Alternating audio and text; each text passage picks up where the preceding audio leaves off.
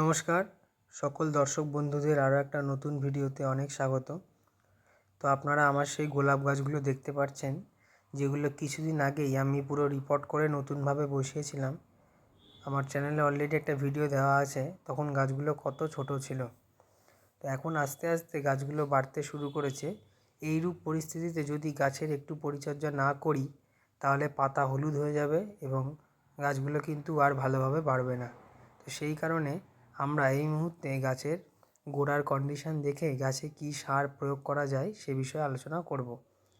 এই গাছগুলো দেখতে পাচ্ছেন মোটামুটি 1.5 মাস করে বয়স হয়েছে রুট প্রুনিং করার পরে, এবং এই গোড়াগুলো দেখে বুঝতেই পারছেন হালকা ময়েশ্চার ভাব সবসময় বজায় রাখতে হচ্ছে। যেহেতু এখন খুব গরম পড়ছে, রোদের টেম্পারেচার খুব বেশি, তাই গোলাপ গাছে বেশি খাবার না দিলেও হালকা পরিমাণে খাবার দিতে হবে, নাহলে কিন্তু গাছ টিকবে না।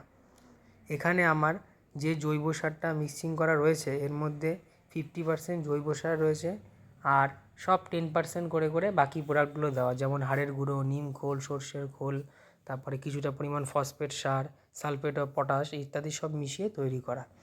এই প্রতিটা গাছে বেশি না, এই 1 চামচ কি 1.5 চামচ পরিমাণ বা 2 চামচ পরিমাণও দেওয়া যেতে পারে, সেটা গাছের কন্ডিশন বুঝে, গাছের চেহারা বুঝে। যেহেতু এগুলো এখন খুব ছোট ছোট রয়েছে, বেশি বড় হয়নি, মোটামুটি 1.5 ফুট মতো হাইট হয়েছে, তাই বেশি আমি দিচ্ছি না। আমি ওই মোটামুটি আপনারা 1 চামচ বা 1.5 চামচ পরিমাণ আমি দিচ্ছি। এই গাছগুলো কিন্তু আমার সব 1 বছরের পুরনো গাছ। প্রত্যেকটা এখানে যে গাছ দেখছেন, এগুলো আমার নিজের হাতেই তৈরি করা, মাদার গাছের থেকে কাটিং করে করে।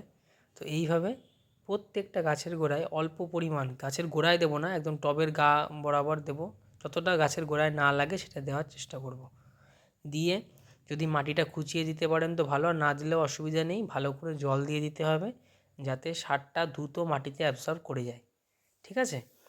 আর একটা কথা, এই গরমে প্রত্যেক দিন একবার করে গোলাপ গাছ কিন্তু ঠান্ডা জল দিয়ে স্নান করিয়ে দেবেন, ব্যাস।